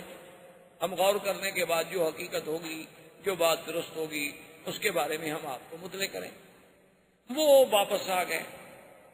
خدا کی شان یہ ہے کہ بھی مسلمان تو اب وہ قاصد تھے، واپس آ گئے مطمئن ہو کر کے بھی آخر جواب دیں گے نا، اس کے بعد جنگ ہوگی۔ لیکن یہودی چونکہ غدار و مکار قوم تھی، ابھی وہ حضرات واپس اپنے خیمے میں پہنچے اور انہوں نے جناب قلعے سے نکل کے مسلمانوں پہ حملہ کر دیا۔ اب مسلمان تو اس حملے کے لیے تیار ہی نہیں تھے، وہ تو بڑے آرام سے بیٹھے ہوئے۔ اس حملے کا اتنا اثر ہوا کہ مسلمانوں کے پاؤں اکھڑ گئے، لیکن اللہ نے مہربانی کی کہ مسلمان بیدار ہوئے، مسلمان تیار ہوئے، پھر مقابلے پہ ڈٹ گئے، اور آخر یہ ہوا کہ جب شام کا وقت آیا تو یہودی جو تھے وہ اپنے لشکر کے ساتھ واپس قلعے میں چلے گئے اور قلعے میں داخل ہو کر قلعہ بند کر دیا۔ لیکن سب سے پہلا غدر جو تھا ان کا سامنے آ گیا کہ بھئی ہم نے وفد بھیجا ہے، آپ شرائط قبول کرتے ہیں یا انکار کرتے ہیں، اس کے بعد باقاعدہ اعلان جنگ ہوتا۔ محمود ابن مسلمہ ایک صحابی تھے، وہ اسی اثنا میں لڑتے اور رات ہو گئی، اندھیرا ہو گیا، تو وہ یہودیوں کے ایک قلعے کی دیوار کے نیچے جا کے تھک کے بیٹھ گئے۔ میں کہا تھوڑا سانس لے لوں اور پھر چلا جاؤں۔ ان یہودیوں کو جو پتہ چلا تو ان کا ایک بہت بڑا ماہر جنگجو آدمی تھا جس کا نام مرحب، یاسر مرحب، یہ بڑے ان کے مشہور لوگ تھے۔ وہ مرحب باہر نکلا اور اس نے آ کے تلوار سے حملہ کیا، اور محمود ابن مسلمہ جو تھے وہ بیچارے اتنی تلوار لگی زخمی ہو گئے، اور زخمی حالت میں بیچارے وہاں سے بھاگے، لیکن اپنے خیمے اپنے کیمپ تک پہنچتے اور یہ سب سے پہلے شہید ہوئے جنگ خیبر۔ اسی اثنا میں بنو غطفان، وہ جن کے بارے میں آپ پہلے پڑھ چکے ہیں، جن کے سردار کے بارے میں حضور نے فرمایا تھا الاحمق المطاع، یہ ہے تو احمق لیکن ہے ایسا بے وقوف کہ اس کی لوگ مانتے ہیں۔ بہرحال وہ اپنا لشکر لے کے نکلا کہ میں یہودیوں کو مدد کو پہنچوں، کیونکہ یہودی ہمارے حلیف ہیں۔ حضور صلی اللہ علیہ وسلم نے اپنا وفد بھیجا، آدمی بھیجا کہ بھی تم عقل کرو، تمہارے ساتھ تو ہماری لڑائی نہیں ہو رہی، ہم تو خیبر کے یہودیوں پر لڑائی کر رہے ہیں، اور تم بنو غطفان کہاں یہاں سے ہم سے بھی زیادہ دور ہو مدینہ منورہ سے، تم کیوں خواہ لشکر لے کے آ رہے ہو؟ عقل کرو۔ اچھا چلو ایسا کرو کہ تمہارے ساتھ ہم فیصلہ کرتے ہیں کہ آدھا پھل جو ہے اللہ نے ہمارا خیبر ہمیں فتح کر دیا، تو سال میں جو پھل ہوگا آدھا تمہارا آدھا مسلمانوں کا، لیکن تم اپنا لشکر لے کے واپس جاؤ۔ اس نے کہا جی عجیب بات ہے، خیبر فتح نہیں ہوا اور آدھا پھل آپ مجھے دے رہے ہیں، میں کیسے مان لوں؟ انہوں نے کہا اچھا بھی اگر خیبر فتح ہو گیا، آخر معاہدے میں تو رسک لینی پڑتی ہے نا، ہم تمہیں پورا خیبر کا 1 سال کا پورا پھل دیں۔ انہوں نے کہا کہ نہیں جی میرے یہود حلیف ہے، میں تو ان کی مدد میں نہیں رکتا۔ حضور کو اطلاع ملی کہ وہ ظالم نہیں رکتا، اور اس کے پاس بڑا جنگجو لشکر تھا، 4000 لڑاکا۔ ابھی وہ راستے میں تھے اور ان کا یہ احمق المتا جو سردار تھا عیین ابن، یہ تو خیر اپنے گھوڑے پہ جلدی سے پہنچ گیا، خیبر میں داخل ہو گیا اور یہودیوں کے سرداروں کے پاس پہنچ گیا۔ لشکر تو بہرحال وہ قافلے کی رفتار تھی۔ اب جناب رات کو سوئے ہوئے ہیں کہ ایک آواز دینے والے نے آواز دی، صرخ صارخ، ایک آواز دینے والے نے بڑے زور سے آواز دی، یا بنو غطفان اولادکم ونساؤکم، بنو غطفان تم اپنے بیوی بچوں کا فکر کرو، کہاں لڑنے کے لیے جا رہے ہو، بیوی بچے کہاں چھوڑ کے جا رہے ہو، بتائے وہ کیا ہو گیا۔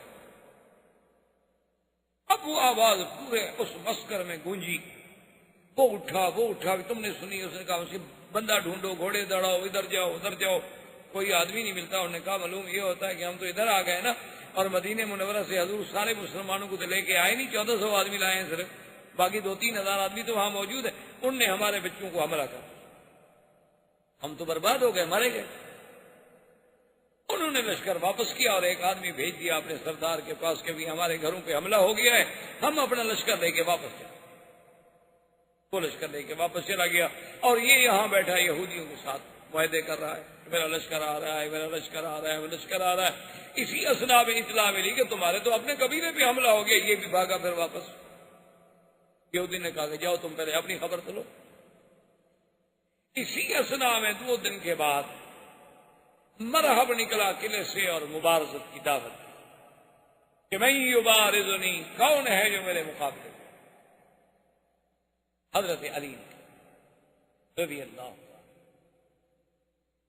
لیکن محمد ابن مسلمہ، وہ جو محمود ابن مسلمہ تھے نا، ان کے بھائی تھے دوسرے محمد، ایک تو محمود تھے اور ایک دوسرے تھے محمد ابن مسلمہ، وہ دوڑتے ہوئے آئے اور انہوں نے کہا علی مہربانی کرو، تم اس کے مقابلے پہ نہ جاؤ، ھذا الرجل الذی قتل اخی، یہ وہی بدبخت ہے جس نے میرے بھائی کو مارا ہے، تو اس کے مقابلے کا مجھے حق ہے۔ حضرت فرمایا مجھے تو کوئی اعتراض نہیں ہے، بات تو یہ ہے کہ کافر ہے، ہم نے مقابلہ کرنا ہے، اس نے دعوت مبارزت دی، میں نے قبول کر دی۔ انہوں نے کہا نہیں مہربانی کریں آپ ذرا پیچھے۔ حضرت علی پیچھے رک گئے۔ تاریخ میں یہ بات بڑی مشہور کر دی گئی ہے کہ مرحب کو قتل کرنے والے جو تھے حضرت علی تھے، حالانکہ یہ بات حقیقت نہیں، یہ روافظ کی ایک کہانی بنی ہوئی ہے، چونکہ مرحب ایک بہت بڑا معروف ان کا بہادر تھا، 80 سال اس کی عمر تھی اور بڑا قوت و طاقت والا آدمی تھا، یعنی اللہ معاف فرمائے اس کی تاریخوں میں عجیب عجیب واقعات آتے ہیں کہ کبھی غصے میں آ کر اگر وہ تلوار مارتا تو درخت جو تھے نا، ان کا درختوں کا تنا جو ہے، تنے سے تلوار نکل جاتی تھی، اس لیے پھر انہوں نے ایک شہرت دی، ورنہ یہ بات ہے نا کہ حضرت علی اگر اس کو ماریں یا نہ ماریں، حضرت علی کی شان میں کوئی کمی آ جائے گی، بس ایک تاریخی بات۔ تو محمد ابن مسلمہ نے جب مقابلہ کیا تو صحابہ کہتے ہیں واللہ ما رأینا، خدا کی قسم ہم نے بھائی ایسی جنگ نہیں دیکھی کہ 2 گھنٹے متواتر ہو گئے اور برابر کی تلواریں چل رہی ہیں، اور حتیٰ کہ لڑتے لڑتے لڑتے گھوڑوں سے اتر آئے، ایک درخت کے قریب آئے، درخت کی ساری ٹہنیاں اڑ گئی، ٹنڈ منڈ ہو گیا درخت، کبھی وہ ادھر کبھی وہ ادھر کبھی وہ ادھر، ایک دوسرے پہ اتنے تیزی سے حملے کر رہے ہیں۔ صحابہ کہتے ہیں کہ ایسی لڑائی ہم نے نہیں دیکھی، جتنے بہادر ہیں ادھر بھی ادھر بھی سب ڈنگ کھڑے ہے۔ اور محمد ابن مسلمہ ایک نوجوان آدمی ہے اور وہ اتنا پرانا تجربے کار ہے، لیکن برابر کی تلوار ٹکرا رہی ہے، اور آخر اللہ پاک نے مہربانی یہ کی کہ محمد ابن مسلمہ کو خدا نے موقع دیا، انہوں نے تلوار ماری تو اس کی ایک ٹانگ کٹی۔ جب مرحب کی ٹانگ کٹی تو گر گیا، سیدھی سی بات ہے، ایک آدمی کا ایک ٹانگ کٹ جائے اور اتنی بلیڈنگ بھی ہو رہی ہے، خون بھی ہو رہا ہے، کتنا بڑا بہادر۔ جب وہ گرا درخت کے نیچے تو محمد بن مسلمہ نے غصے میں آ کر دوسری ٹانگ نکالی، اس کی دوسری ٹانگ جب کٹی اور محمد بن مسلمہ کھڑے، اس نے کہا فقتلنی، انہوں نے کہا دیکھو میں ہار گیا، مجھے قتل کر دو، اب مجھے کیوں عذاب دے رہے ہو؟ مجھے کیوں عذاب دے رہے ہو؟ بھی تم نے میری ایک ٹانگ کاٹ دی، پھر دوسری ٹانگ کاٹ دی، اب میں اٹھ کے لڑنے کے قابل ہوں؟ یا میں اٹھوں گا یا لڑوں گا؟ فقتلنی، میری گردن پہ تلوار پھیرو، مجھے چھڑاؤ، بس میں مان گیا کہ میں ہار گیا۔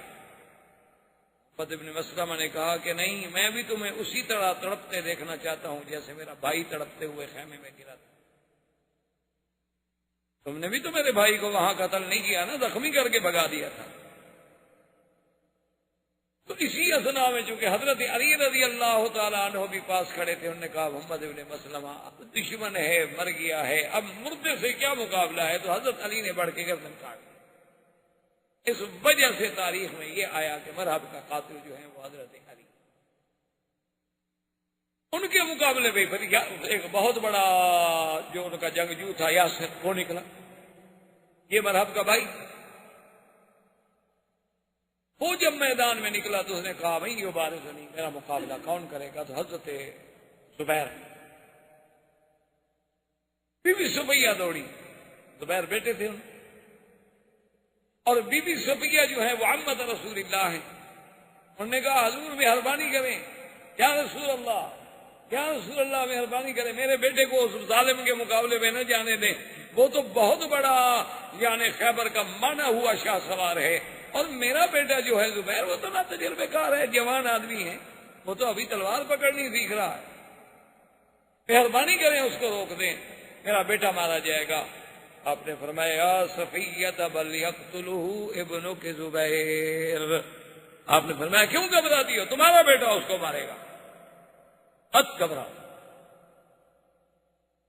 اب جناب جنگ ہوئی، صحابہ کہتے ہیں ہم حیران ہو گئے کہ اب زبیر نہ تجربے کار ہے، نیا آدمی ہے، اور یاسر اتنا تجربے کار ہے، لیکن اس بے جگری سے زبیر لڑا، اور نتیجہ یہ نکلا کہ زبیر نے مارا، یاسر قتل ہو گیا۔ وفرح المسلمون، کہا اللہ اکبر اللہ اکبر، کہ ان کے دو سردار مارے گئے۔ یہودی نے کہا بھی قلعے بند کر دو، بس اب ہم اس طرح نہیں لڑتے مسلمانوں کے ساتھ، جو بھی ہمارا بندہ جاتا ہے ان کا ایک نوجوان آگے مار دیتا ہے، اور اگر اسی طرح ہمارے 5-10 آدمی اور مارے گئے تو پھر تو پورے یہودیوں میں بات پھیل جائے گی کہ یہودی مر گئے، یہودی مر گئے، ہم تو شکست کھا جائیں گے، لہذا واپس قلعے میں آ جاؤ، ہم نہیں لڑتے۔ اس کے بعد مقابلہ ہوتا رہا ہوتا رہا ہوتا رہا، اللہ تبارک و تعالیٰ نے آخر مہربانی کی، صحابہ نے حملہ کیا، تو وہ جو سب سے پہلا ان کا حصن عامر تھا، اللہ نے اللہ کی رحمت سے مسلمان اس میں داخل پتہ ہو گیا، اور یہود جو تھے اس سے نکل کر حصن ساتھ میں جو فرار ہو گئے، جو وہاں کچھ نہ کچھ سامان جو تھا وہ بھی مسلمان۔ حضور صلی اللہ علیہ وسلم اس سامان کو بیٹھے ہوئے تقسیم کر رہے ہیں کہ جاء اعرابی، ایک بدو ہے، اس نے صحابہ سے پوچھا این محمد، محمد مصطفیٰ کہا؟ صحابہ نے بتایا کہ حضور صلی اللہ علیہ وسلم فلاں جگہ بیٹھے ہیں، تو وہ آیا اور سلام کیا اور کہا کہ یا رسول اللہ میں اعرابی ہوں، جاہل بدو۔ حضور نے فرمایا کیا چاہتے ہو؟ کہا حضور کچھ نہیں چاہتا، اشہد اللہ الہ الا اللہ، میں مسلمان ہونے آیا، مجھے مسلمان کریں، کلمہ پڑھائیں بس۔ حضور پاک نے کلمہ پڑھایا، اس نے کلمہ شہادت پڑھا، فرح المسلمون، مسلمانوں کو بڑی خوشی ہوئی کہ چلو اللہ کا شکر ہے، ایک آدمی آج اس حالات میں کہ جب ہم کوئی جنگ بھی نہیں جیتے ہوئے لیکن اب بھی لوگ اسلام کی سچائی کو قبول کرتے ہوئے مسلمان ہو رہے ہیں۔ حضور نے فرمایا صحابہ سے کہ بھی اگر تمہیں اعتراض نہ ہو تو یہ جو کچھ قلعے سے ہمیں تھوڑا بہت سامان ملا ہے، اس میں سے اس غریب کو بھی تھوڑا سا حصہ دے دیں، غریب ہے، عربی ہے، بدو ہے بیچارہ۔ انہوں نے کہا حضور ہمیں اعتراض نہیں۔ حضور نے فرمایا اچھا اس کو سامان دے دو۔ وہ کھڑا ہو گیا، اس نے کہا واللہ ما جئت لہذا، انہوں نے کہا حضور پاک میں اس کے لیے نہیں آیا تھا کہ مجھے مال غنیمت مل جائے گا، مجھے کچھ سامان مل جائے گا، میں تو اس لیے آیا ہوں اقتلوا فی سبیل اللہ فی نہری ھذا، میں تو اس لیے آیا ہوں کہ اللہ کے راستے میں یہ میری جگہ کٹے اور میں شہید ہو جاؤں، میں تو شہادت کی موت کے لیے آیا ہوں۔ حضور نے فرمایا ان صدقت صدق اللہ، اگر تم سچے ہو تو اللہ پھر تمہیں سچا لگے، اب دوسرے دن جب جنگ شروع ہوئی تو مقابلے پہ کھڑے ہیں، ٹھیک وہاں سے یہودیوں نے تیر مارا اور عین اسی جگہ اس کو تیر لگا جہاں انگلی رکھی اور شہید ہوا۔ صحابہ اٹھا کے حضور نے فرمایا ہوا یہ وہی آدمی ہے جو اگلے دن کہہ رہا تھا؟ انہوں نے کہا ہاں حضور یہ وہی آدمی ہے، اور جہاں انگلی رکھی تھی وہی تیر لگائے۔ آپ نے فرمایا واللہ قتل شہیدا وانا شہید علیہ، یہ اللہ کے راستے میں شہید ہوا اور محمد اس کا گواہ ہے صلی اللہ علیہ وسلم۔ صحابہ کہتے ہیں خدا کی قسم ہم نے تمنا کی کہ اے کاش اس کی جگہ آج ہم ہوتے۔ یہی وہ راز ہے میرا بھائی جو مسلمانوں کو اللہ نے عظمت دی ہے، جو کفر کو سمجھ نہیں آ سکتا۔ ابھی 1400 سال گزر گئے، ہم ایمان کے اضعف ترین حالت سے بھی نیچے گرے ہوئے ہیں۔ ہمارے اندر نہ وہ ایمان ہے، نہ وہ اسلام ہے، نہ صداقت ہے، نہ دیانت ہے، نہ امانت ہے، صرف نام کے مسلمان ہیں۔ لیکن آج بھی اگر آپ دیکھیں، اخبارات کھول کے دیکھیں کہ لاکھوں کا لشکر ہے، منظم ہے، قوت ہے، طاقت ہے، ایئر فورس ہے، مقابلے میں کون ہے جی؟ مجاہدین کتنے؟ 400 500 600 800 کتنے ہوں؟ کشمیر میں دیکھ کیا ہو، یعنی آپ دیکھیں 7 لاکھ فوج کا آپ کیا سمجھیں؟ یعنی 7 لاکھ آدمی کو اگر ایسے آپ خیمے لگا کے بھی بٹھانا چاہیں تو یہاں سے لے کر حرم تک تو صرف خیمے لگ جائیں گے۔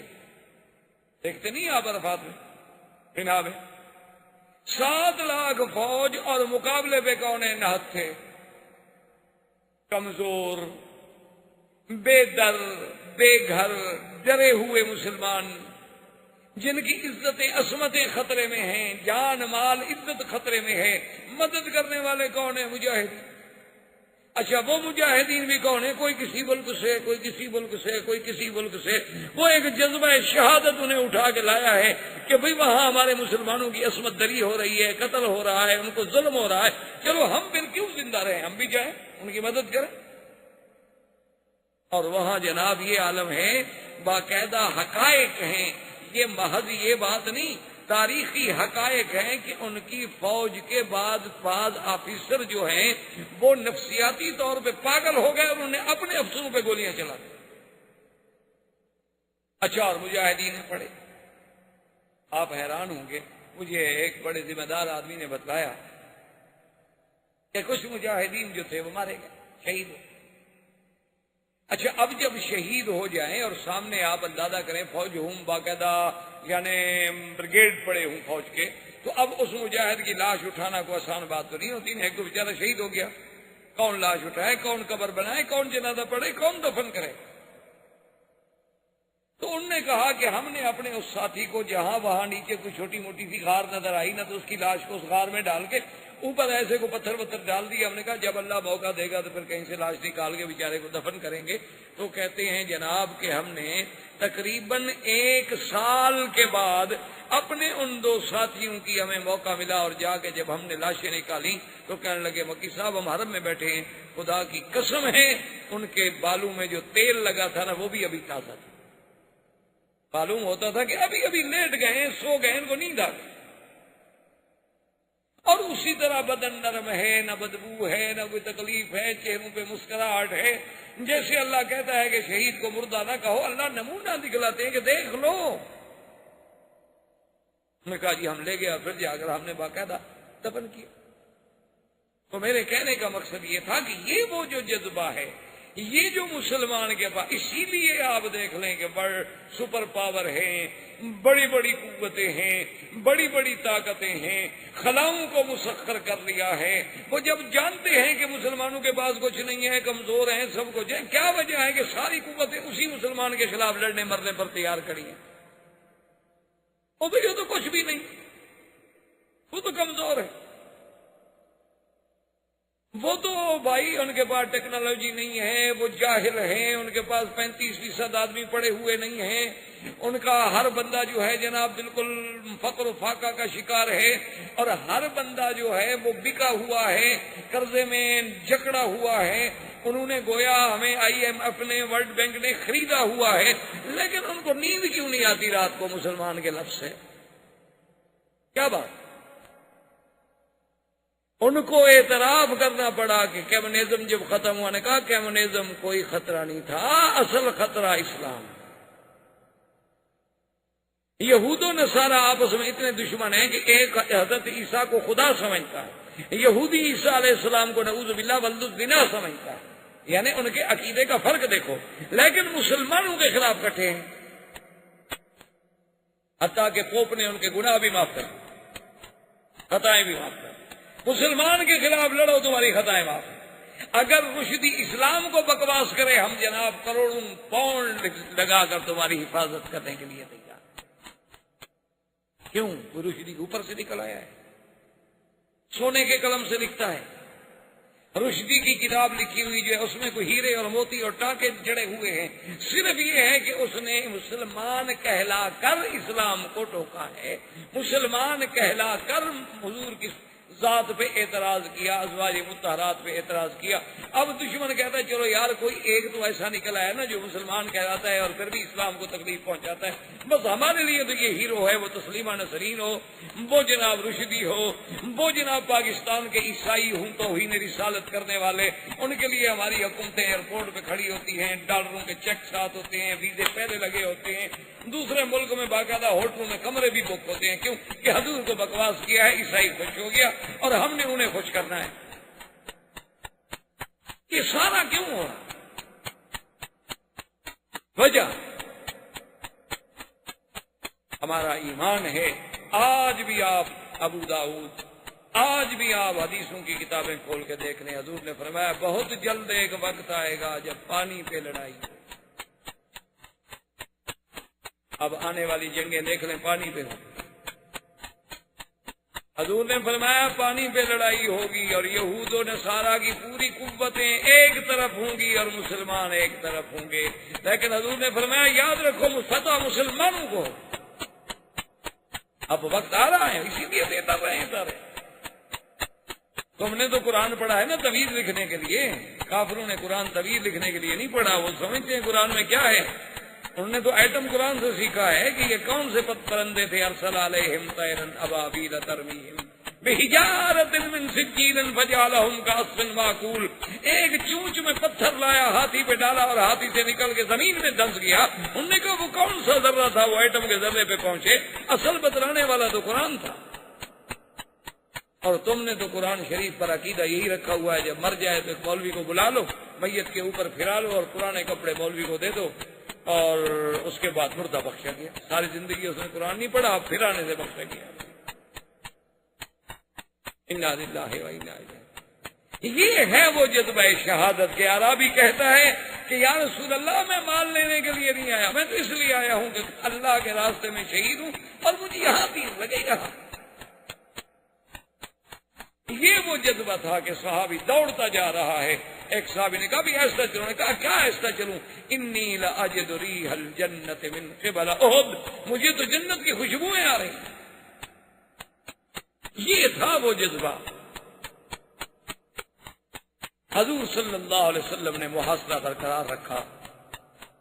آخر ایک رات حضور نے اعلان کیا لأعطین الرایۃ غدا رجلا یحب اللہ ورسولہ ویحبہ اللہ ورسولہ، کل میں ایک ایسے آدمی کو جھنڈا دوں گا جو اللہ کے رسول کو محبوب رکھتا ہے اور اللہ کا رسول اس کو محبوب رکھتے ہیں۔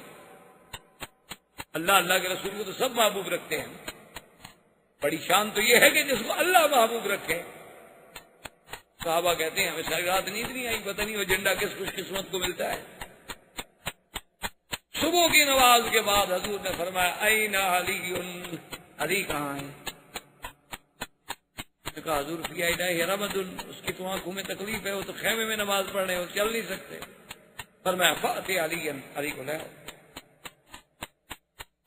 حضرت علی رضی اللہ تعالیٰ عنہ فرماتے ہیں اب حضور کا حکم تھا، میں انکار تو نہیں کر سکتا تھا۔ دو آدمیوں کے کندھے پہ میں نے ہاتھ رکھے، مجھے زمین نظر نہیں آتی تھی، میری آنکھوں میں اتنی تکلیف تھی میں دیکھ نہیں سکتا تھا نیچے۔ حضور کے سامنے آیا، آپ نے فرمایا علی کا حاضر یا رسول اللہ، کہا میں نے فیصلہ کیا ہے کہ یہ قلعہ جو ہے سعد فتح نہیں ہو رہا، اس کا جھنڈا تم پکڑو۔ انہوں نے کہا حضور میری تو جان بھی حاضر ہے، میں تو دیکھ نہیں سکتا حضور۔ آپ کے سامنے بیٹھا ہوں، آپ دیکھ رہے ہیں۔ اور میں ادھر یا علی قریب ہو جاؤ، حضور نے اپنا لعاب دہن نکالا، اپنے ہاتھوں پہ رکھا اور اس کے بعد حضرت علی کی آنکھوں پہ یوں پھیرا۔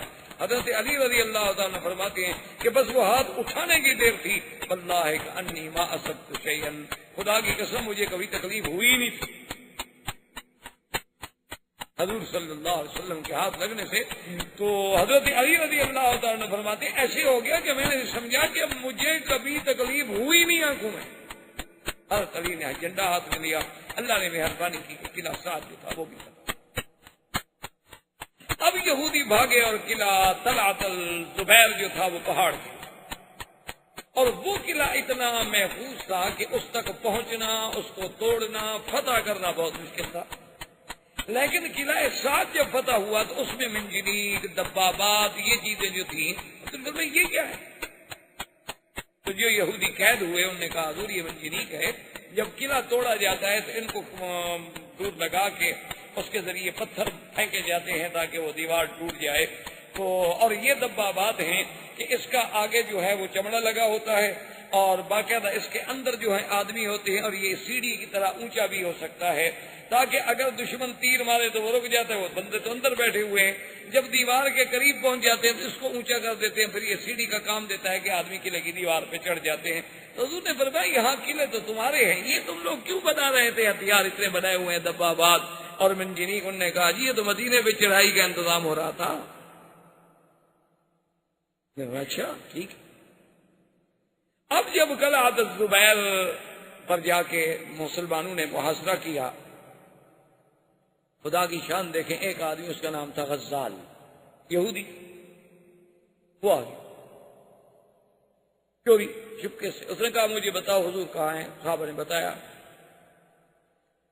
وہ آ گیا، اس نے کہا یا محمد صلی اللہ علیہ وسلم، اگر آپ سمجھتے ہیں نا کہ قلعہ الزبیر جو ہے یہ فتح ہو جائے گا، یہ نہیں ہوگا، یہ قلعہ فتح نہیں ہو سکتا، پہاڑ پہ۔ حضور نے فرمایا تو تخوفنی، تم مجھے ڈرانا چاہتے ہو؟ ان اللہ وعدنی، میرے ساتھ تو اللہ کا وعدہ ہے کہ خیبر فتح ہوگا، تم کیسے مجھے ڈراتے ہو؟ اس نے کہا حضور میں ڈراتا نہیں ہوں، لیکن یہ قلعہ فتح نہیں کر سکتے، یہ پہاڑ پہ ہے، منجنیق کا پتھر بھی نہیں پہنچ سکتا اور آپ اس کے قریب نہیں جا سکتے، وہ اوپر بیٹھے ہیں آپ نیچے بیٹھے ہیں، یہ فتح نہیں ہو سکتا۔ ایک طریقہ ہے فتح ہونے کا، لیکن ایک شرط ہے، اگر آپ شرط پوری کریں تو قلعہ میں آپ کو فتح کروا دیتا ہوں۔ حضور نے فرمایا بتلاؤ کیا شرط ہے؟ انہوں نے کہا حضور مجھے امان دے، مجھے، میرے بچوں کو، میرے اہل کو، عیال کو، میرے مال کو، کہ مجھے کچھ نہیں کہا جائے گا۔ حضور نے فرمایا رکھا امان۔ اس نے کہا جی اصل میں اندر سے ایک سرنگ ہے، فلاں جگہ پہ چشمہ ہے، یہ رات کو اس سرنگ کے ذریعے جا کے پورے قلعے کا پانی لے آتے ہیں، آپ اگر اس پانی پہ 4 آدمی بٹھا دیں، پانی بند کر دیں، 2 دن کے بعد قلعہ ختم ہو جائے گا، پانی اندر ہے نہیں ان کے پاس، پانی تو وہاں سے آ رہا ہے۔ اگر پانی بند ہو جائے تو کتنے دن لڑیں گے آپ کے ساتھ؟ حضور نے فرمایا اس کا اعتبار نہیں، یہودی ہے، مکار ہے، آدمی بھیجو اس کے ساتھ جا کے دکھایا ہمیں کہاں چشمے ہیں اور کہاں سرنگ ہے۔ وہ آدمیوں کو لے گیا، صحابہ کو جا کے دکھایا، باقی سرنگ بھی تھی، چشمے بھی تھے، اندر دروازے لگے ہوئے تھے، تو حضور نے وہاں ہراساں بٹھا دیا۔ اب جب ان کا پانی بند ہوا تو ان کا دماغ خراب ہو گیا کہ اب کتنے دن ہم لڑ سکتے ہیں؟ اللہ نے مہربانی کی، قلعہ الزبیر بھی فتح ہو۔ اب وہ اس سے آخری دوسرے حصے کے قلعہ النزار میں آ گئے، اور تمام یہودیوں کے بیوی بچے اہل عیال سب قلعہ النزار میں۔ مسلمانوں نے اس کا محاصرہ کیا، اللہ نے مہربانی کی، وہ قلعہ بھی تھا۔ اور اسی قلعے میں صفیہ بنت حیی بن اخطب، وہ جو یہودیوں کا بڑا سردار، اس کی بیٹی، اور زوجتا کنانۃ ابن ابی الحقیق، ان کا جو بادشاہ تھا یہودیوں کا خیبر میں، اس کی یہ بیوی، یہ بھی قیدیوں میں آئی۔ اور حضور پاک نے مال غنیمت میں جب قیدی تقسیم کیے تو یہ حضرت دہیا کے حصے میں آ گئے۔ ایک صحابی دوڑتے ہوئے آئے، انہوں نے کہا یا رسول اللہ صفیہ بنت ملک وزوجۃ ملک۔ اس نے کہا حضور بی بی صفیہ جو ہے نا ایک بادشاہ کی بیٹی اور ایک بادشاہ کی بیوی، لن یصلح الا لک، مہربانی کریں آپ صحابی کسی کے حوالے نہ کریں، اس کو آپ اپنے لیے، چلو کم از کم ان کو یہ تو احساس ہونا کہ ایک بادشاہ کی بیوی تھی، بادشاہ کی بیٹی تھی، بادشاہ کے گھر تو گئی نا. لیکن یہ ان کے لیے بڑی موت کی بات ہوگی کہ بھئی آپ ایک صحابی کو دے دیں ان کی بیٹی. حضور نے فرمایا کہ بھئی اب وہ حصے میں دہیا کی آ گئی ہے، اب یہ تو دہیا کی مرضی ہے. حضرت دہیا کو بلایا گیا تو حضور نے فرمایا کہ اس طرح مشورہ دیا. اس نے کہا واللہ ما رائی، اس نے کہا یا رسول اللہ خدا کی قسم ہے میں نے تو اس وقت تک صفیہ دیکھی نہیں، میں نے تو اس کا چہرہ بھی نہیں دیکھا. آپ اگر لینا چاہتے ہیں اس سے بڑی خوشی کیا ہوگی مجھے. اور یہ بھی آپ تسلی فرما لیں کہ یہ نہیں کہ میں اس سے ملا ہوں، مار آئی تو میں نے دیکھا بھی نہیں اس کو. تو بی بی صفیہ جو تھی حضور پاک نے ان کو آزاد کر دیا، اور آزاد کرانے کے بعد حضور صلی اللہ علیہ وسلم نے ان کو اپنی زوجہ مطہرہ بنایا، امہات المومنین میں شامل ہوئیں. انہی کا وہ قصہ ہے جو صحیح حدیثوں میں بڑا مشہور ہے کہ بی بی صفیہ جو تھی ایک تو ان کا قد چھوٹا تھا، اور دوسرا اس میں تو کوئی شک نہیں نا کہ ہوئی ابن اخطب کی بیٹی تھی. تو بی بی عائشہ اور Bibi Bibi Zainab, Bibi Bibi Aisha Abi Bakr کی بیٹی تھیں، اور بی بی زینب جو تھیں بی بی حفصہ جو تھیں حضرت عمر کی بیٹی تھیں، اور بی بی زینب تو وہ تھی جن کا اللہ نے نکاح کیا. ان کو چونکہ اتنا بڑا شرف حاصل تھا تو یہ چونکہ سوکنے تو سوکنے ہوتی ہیں نا چاہے کسی دور میں بھی ہوں، تو بہرحال ان کو جب غصہ آتا، کبھی کوئی بات ہوتی، کبھی موقع ملتا تو یہ صفیہ سے کہتے چپ رہو، تم کیا بات کرتی ہو، تم تو ایک یہودی کی بیٹی ہو. ایک دن حضور صلی اللہ علیہ وسلم آئے تو بی بی صفیہ رو رہی. حضور نے فرمایا معذرت تم کی کیوں رو رہی ہو؟ اس نے کہا رسول اللہ Bibi Bibi Aisha, Bibi Bibi Zainab, Bibi Bibi Hafsa ہر وقت مجھے چھیڑتی ہیں، کہتی ہیں کہ تم یہودی کی بیٹی ہو. کیا رسول اللہ اس میں میرا کیا قصور ہے اگر میں کسی کے گھر میں پیدا ہوئی؟ حضور نے فرمایا صفیہ تمہیں بھی تو جواب دینا نہیں آتا نا.